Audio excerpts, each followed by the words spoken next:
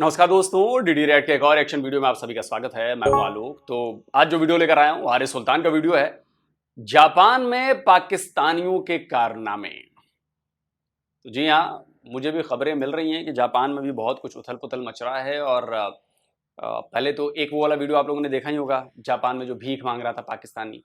इसके अलावा अब वहाँ पर कुछ ऐसी खबरें आ रही हैं कि जापान में पाकिस्तानी मुसलमान जो हैं वो क्राइम्स में इन्वॉल्व हो रहे हैं, जैसा कि बाकी देशों में हो रहा है। हालांकि जापान में अभी जो माइग्रेंट्स हैं इनकी संख्या बहुत कम है। जापानी बहुत जल्दी से आपको अपने देश में घुसने या रहने के लिए नहीं करते हैं, लेकिन पिछले कुछ सालों में वहाँ पर थोड़ा बहुत ढिलाई दी गई है और ये पाकिस्तानी पहुँचने लगे हैं वहाँ पर।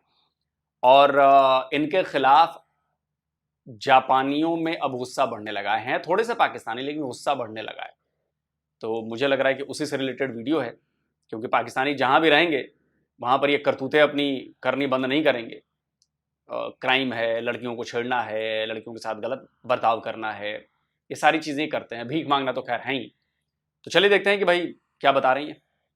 बड़े अरसे से जैसा कि आपको बताता चला आ रहा हूँ कि बाहर के मुल्कों में मुसलमानों को छितर पड़ने हैं और उनमें जो सबसे ज्यादा आगे हैं वो हमारे पाकिस्तानी भाई हैं। यूके में क्या होता है, क्योंकि यूके में जो पूरी मुसलमानों की जो आबादी है उसमें 35% पाकिस्तानी है और 17% बंगाली हैं। तो आई मीन बेसिकली आधी जो यूके के मुसलमानों की आबादी है वो पाकिस्तान और बांग्लादेश से है। वो क्यों है? क्योंकि ऑब्वियसली ये फॉर्मर कॉलोनी थी ब्रिटेन की, तो उन्होंने बाद में जब अपना एक तरीके का कॉम्पनसेट करने के लिए, अजाला भरने के लिए, उन्होंने कहा चले हम प्रायोरिटी पे ना उन लोगों को जिनको हमने अपनी कॉलोनीज बनाया था उनको हम पहले वीजा देते हैं। फ्रांस से लेकिन हारिस भाई, मैं कहूँगा कि आप इन पूरे 50% को भी आप पाकिस्तानी कहिए। ओरिजिनली जो बांग्लादेश है वो तो ईस्ट पाकिस्तान ही था ना। जब भारत और पाकिस्तान अलग हुए, भारत से पाकिस्तान निकलकर बना, तो पाकिस्तान बना एक ईस्ट पाकिस्तान, एक वेस्ट पाकिस्तान। तो ओरिजिनली दे आर पाकिस्तानीज, क्योंकि उन्होंने उस समय पाकिस्तान को सपोर्ट किया था, वो पाकिस्तान बने। वहीं से बांग्लादेश जो आज है, जो पूरी पाकिस्तान था, वहीं से पाकिस्तान बनाने की जो बात थी वो निकली। वहीं पर सब कुछ प्लानिंग की गई। तो आप इसको 50% प्लस पाकिस्तानी ही मानिए। हम भी अब उसको बांग्लादेश कहना बंद करते हैं, अब उसको पूर्वी पाकिस्तानी कहते हैं। ठीक है। फ्रांस ने भी यही काम किया अल्जीरिया के साथ, तो लेकिन खैर उनको ये भारी पड़ गई, सॉरी बोलना उनको भारी पड़ गया। तो यूके में क्या करते हैं, बहुत सारी आपको वीडियोस दिखा चुका हूं कि अब तो नो गो जोन्स बन चुके हैं। अभी मैं देख रहा था बर्मिंघम में ग्राफिटी बनी हुई थी, नो वाइट्स अलाउड। तो उनके अपने मुल्क में ये इस तरह की हरकतें कर रहे हैं और इसका खैर पता नहीं क्या नतीजा निकलेगा। ये अल्लाह अकबर के नारे और उनको लोगों को जलील करते हैं, उनको चिढ़ाते हैं, अल्लाह अकबर नारे तकबीर के नारे लगा के। देखिए जरा ये यूके में क्या कर रहे हैं।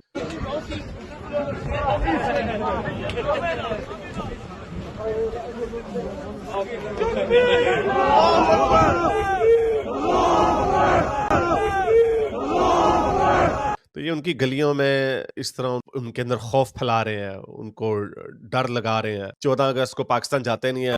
अच्छा, मजेदार बात है ये कि इस तरह के जब कोई प्रदर्शन होता है ना, जहां ये इनको अपनी ताकत दिखानी होती है, ये सब नारे उरे लगाते हैं, तो यहां पर आपने एक चीज गौर की है, 99% ये सारे मास्क पहने होते हैं, खुद भी खौफ में होते हैं कि पहचान लिए जाएंगे तो पहले तो पिछवाड़ा लाल किया जाएगा और ज्यादा हुआ तो डिपोर्ट भी कर दिए जाएंगे। तो ये खुद भी डरे हुए होते हैं, लेकिन चूंकि अंदर से वो कुलांचे मार रही होती हैं चीजें, अरे हम तो ये हैं, हम तो वो हैं, हम तो करेंगे दिखाएंगे।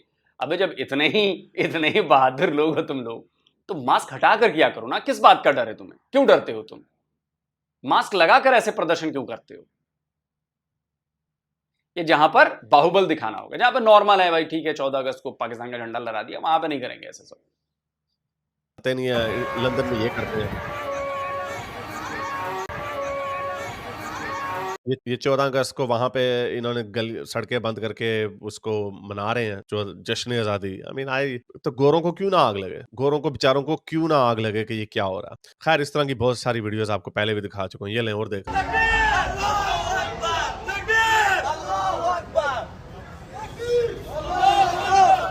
क्या पाकिस्तान में कहीं पे भी कोई गोरा आके नारे लगा सकता है जीसस के, या हिंदू आके लगा सकता है जय श्री राम के? वो धज्जियां उड़ा दोगे आप लोग। लेकिन उनके मुल्कों में क्या करते हो? तो लेकिन ये सिर्फ ब्रिटेन में ही नहीं है। मैंने आपके साथ ये वीडियो शेयर की थी आपसे कुछ 3-4 महीने पहले कि जापान बड़ा मशहूर है कि जापान इमिग्रेशन नहीं देता किसी को। सऊदी अरब और जैसे मिडिल ईस्टर्न कंट्रीज है ना, उसी तरह जापान भी किसी को इमिग्रेशन नहीं देता। तो जापान का बर्थ रेट उनका भी बड़ी तेजी से गिर रहा है, उनकी पॉपुलेशन रिड्यूस हुई है, वाहिद कंट्री है बड़ा जिसकी पॉपुलेशन रिवर्स में गई है। तो उन्होंने कुछ एक्सपेरिमेंटल बेसिस पे उधर भी कुछ लोग चले गए, माइग्रेंट्स भी गए और असाइलम सीकर्स भी गए। तो वहां पे जब गंद गबाड़ जाता है तो फिर वहां पे सारी बात वही काम होता है जो यूरोप में हो रहा है। जो साफ सुथरी सड़कें थी, जो साफ सुथरे नेबरहुड्स थे, वहां पे अब मोमिन दाढ़ियों वाले अल्लाह अकबर के नारे लगाते नजर आते हैं। तो जापान में भी ऐसा, और औरतों के रेप भी करते हैं बहुत ज्यादा, इसमें तो कोई शक की बात नहीं। पूरा ग्रूमिंग गैग का स्कैंडल जो है देख ले जाके। तो उधर जाके इन्होंने जापानी लड़कियों को भी छेड़ना शुरू कर दिया। तो अभी आज से कोई 5-6 महीने पहले ये बड़े प्रोटेस्ट हुए थे जापान में कि मुसलमानों को यहाँ से निकालो। ये प्रोटेस्ट हुए जापान में कि मोमिनों को यहाँ से निकालो। उधर जो मोमिन थे उस वक्त वो ज्यादातर कुर्दिस्तान से गए हुए थे। लेकिन अब एक और वीडियो आ गई और हमारे पाकिस्तानी भाई कैसे पीछे रह सकते हैं? तो जरा देखिए कि आपके पाकिस्तानी भाई वहां पे क्या गुल खिला रहे हैं जापान में। यही वजह है कि जापान जो है लोगों को वीजे नहीं देता। हालांकि बाकी के और मुल्क बड़े अच्छे हैं, लेकिन मोमिनों का हर जगह भी पंगा होता है। देखिए जरा, ये पाकिस्तान। अरे बाप रे, ये जापान है, ये जापान है, ये जापान है, ये जापान है।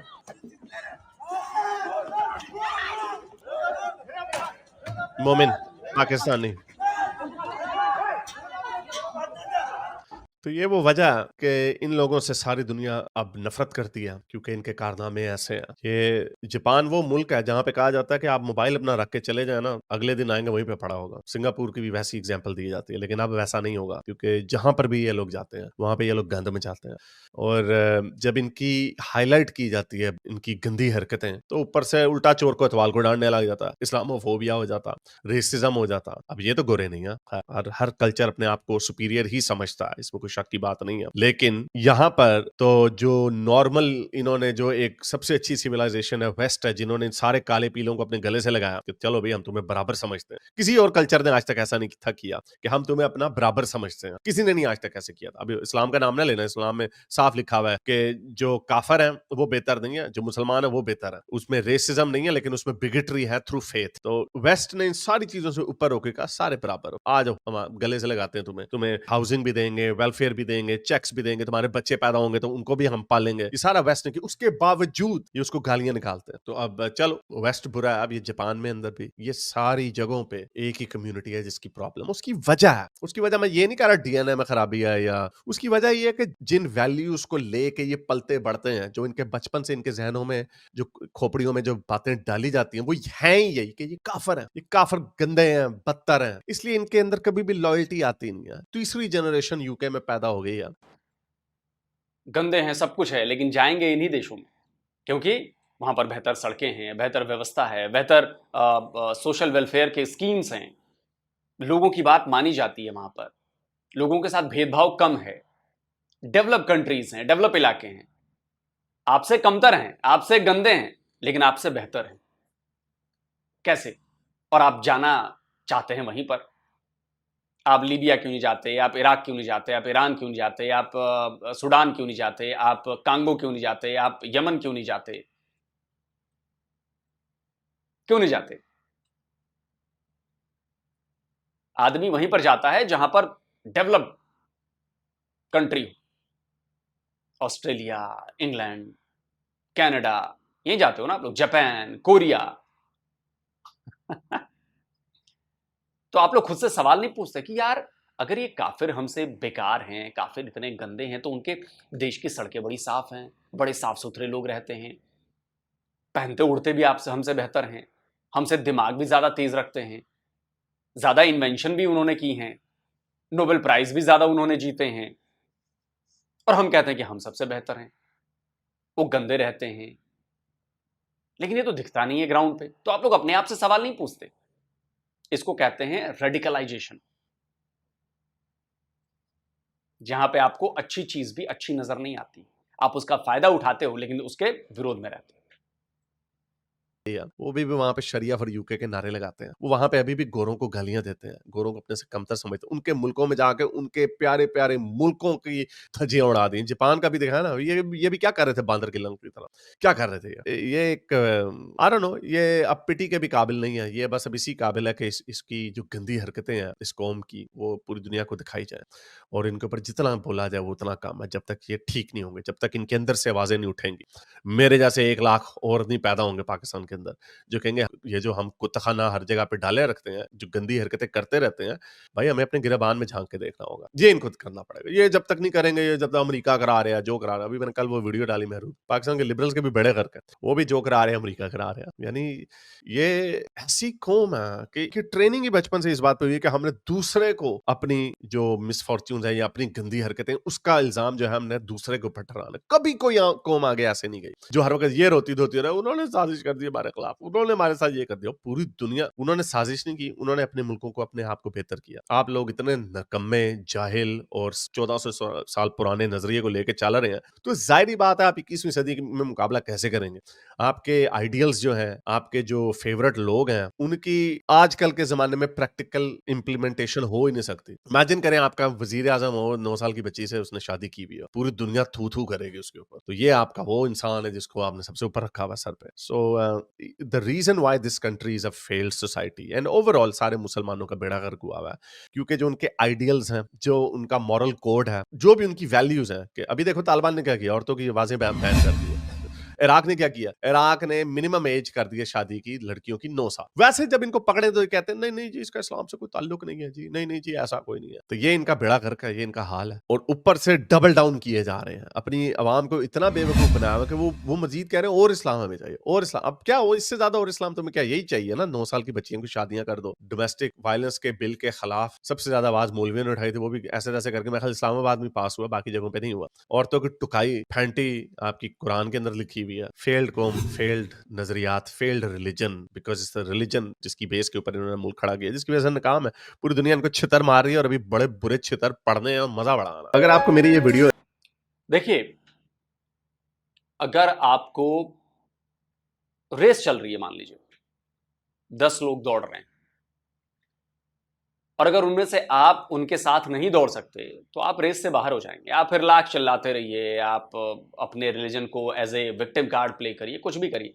धीरे धीरे धीरे धीरे धीरे धीरे ऐसा एक वक्त आएगा जब लोगों से आपका संपर्क कम हो जाएगा, लोग आपसे बात नहीं करेंगे, लोग आपको सोसाइटी से छांटा जाने लगेगा, सोसाइटी खुद को, अपने आप को अलग करने लगेगी आपसे, क्योंकि आप मैच नहीं कर रहे हैं। चीजें आगे बढ़ती हैं, चीजें डेवलप होती हैं, कई बार कॉन्सेप्ट्स बदलते हैं।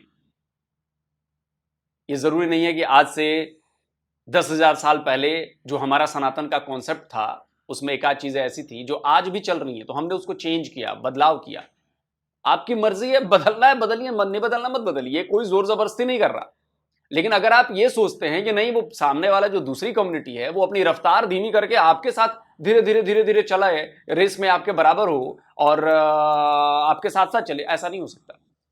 बाकी सारी कम्युनिटीज अपनी डेवलपमेंट्स देख रही हैं, एजुकेशन देख रही हैं, नई नई चीजें पता चल रही हैं, नई नई रिसर्च हो रहे हैं, नए नए खोज हो रहे हैं। वो स्पेस में जाना चाहते हैं, वो बढ़ना चाहते हैं, वो अपनी सोसाइटी को और अच्छा बनाना चाहते हैं, इसलिए वो आगे बढ़ रहे हैं।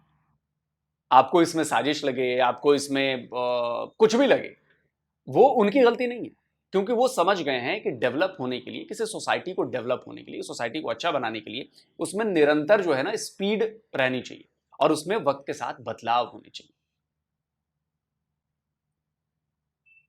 बदलाव नहीं कर रहे हैं तो आपकी गलती है, आपको नहीं करना मत करो भाई, लेकिन दूसरे को आप प्रेशराइज नहीं कर सकते कि नहीं हम नहीं करेंगे लेकिन हम तुझे अपनी तरह बना देंगे। तो सामने वाले बेकार थोड़ी ना बैठे हैं यार, वो आगे बढ़ जाएंगे, वो आगे निकल जाएंगे, आप रेस में पीछे रह जाएंगे। आप रहिए पीछे, उससे क्या फर्क पड़ता है। अगर आपको लगता है कि आप डरा कर, धमका कर, अपनी ताकत दिखाकर ऐसा कर लेंगे, तो दुनिया में आज तक कभी ऐसा नहीं हुआ है कि अपनी ताकत दिखाकर, डराकर, धमकाकर चीजें बदल दी गई। आज तक नहीं हुआ। ऑटोमन एम्पायर भी खत्म हो गया, मुगल एम्पायर भी खत्म हो गया, उसके पहले अशोका का एम्पायर था वो भी खत्म हो गया, उसके पहले गुप्त वंश था वो भी खत्म हो गया।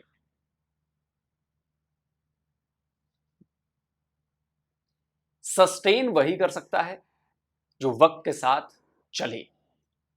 अगर वक्त की डिमांड है कि अपनी पॉलिसी में या अपनी चीजों में, अपने बर्ताव में, अपने बिहेवियर में बदलाव लाना है तो लाना पड़ेगा। नहीं लाएंगे, आप पीछे रह जाएंगे, दुनिया आगे चली जाएगी। बाकी लड़ना भिड़ना ये जब से इंसान पैदा हुआ है तब से चल रहा है, और आगे भी जब तक इंसान रहेगा इस धरती पर तब तक चलता रहेगा। इसलिए इतिहास से सीख लेनी चाहिए कि बड़े बड़े लोग आए और वो चले भी गए, लेकिन दुनिया नहीं बदली। दुनिया अपनी रफ्तार से चलती है। जो उसके साथ रफ्तार बना के रख पाया वो डेवलप हो जाएगा, जो नहीं बना के रख पाएगा ऐसे ही गायब हो जाएगा। 77 ईयर में पाकिस्तान ने क्या किया है? अगर वो चाहता, छोटी कंट्री थी, मैनेज करना आसान था। आप इंडस्ट्रीज पे जोर देते, आप एजुकेशन पे जोर देते, आप अलग अलग नए नए इन्वेंशंस पे जोर देते, आप यूथ को मौका देते, तो आज पाकिस्तान दुनिया के बाकी देशों के साथ कदम से कदम मिलाकर चल सकता था ना। आज पाकिस्तान को भीख मांगने की जरूरत नहीं पड़ती ना। आज पाकिस्तान के पीएम को बार बार मिडिल ईस्ट, कभी IMF, कभी वर्ल्ड बैंक, कभी एशियन बैंक, वहां जाकर भीख नहीं मांगनी पड़ती कि भाई मुझे सैलरी देने के पैसे नहीं, लोगों को खिलाने के पैसे नहीं। पाकिस्तान को अगर शुरू से ध्यान दिया गया होता, लेकिन किस पे ध्यान दिया गया? रेडिकलाइजेशन पे। रेडिकलाइजेशन पे ज्यादा जोर था ना। यही जोर अगर एजुकेशन पे होता, यही जोर अगर छोटी छोटी स्मॉल इंडस्ट्रीज पे होता, यही जोर अगर बड़ी इंडस्ट्रीज पे होता, नई इनोवेशन लाने को होता, यूथ के लिए नए नए प्लेटफॉर्म्स आप उपलब्ध कराते, तो आज आपकी कंट्री भी जापान की तरह आगे होती। लेकिन सारी चीज यहां पर है सोच। आप सोच को बदलना नहीं चाहते, और जब सोच नहीं बदलेंगे, और वो सोच जो है पाकिस्तान में वो रिलीजन से जुड़ी हुई है, जब तक ये दो चीजें आप अलग अलग नहीं करेंगे आप डेवलप नहीं हो सकते। इससे बढ़िया एग्जाम्पल, पाकिस्तान से बढ़िया एग्जाम्पल और क्या हो सकता है दुनिया के लिए? 77 ईयर्स में पाकिस्तान जिस तरह से एक छोटा देश था, जिस तरह से वहां पर रिसोर्सेज हैं, बंदरगाह भी हैं, एयरपोर्ट भी हैं, बहुत सारी चीजें हैं, अगर आपने उनको डेवलप किया होता, आज पाकिस्तान एक ठीक ठाक डेवलपिंग कंट्री होती। तो ये क्या दिखाता है कि आप वक्त के साथ नहीं चले, अपने आप को आपने वक्त के साथ नहीं बदला, तो वक्त ने आपको पीछे धकेल दिया। अब बहुत आसान है ये समझना। खैर, कमेंट करके आप बताएं आप क्या कहते हैं। जल्दी मिलता हूं एक और नए वीडियो के साथ। नमस्कार, जय हिंद। तो अगर आप चाहते हैं मुझसे बात करना, मुझसे कोई सवाल पूछना, तो फैन कॉल पर आप मुझसे कनेक्ट हो सकते हैं। फैन कॉल में ये सुविधा है कि आप अपने हिसाब से वहां पर जाकर टाइम स्लॉट बुक कर सकते हैं कि आपको फलाने दिन मुझसे बात करनी है, फलाने टाइम पे मुझसे बात करनी है। लेकिन ये भी बता दूं कि ये पेड सर्विस है,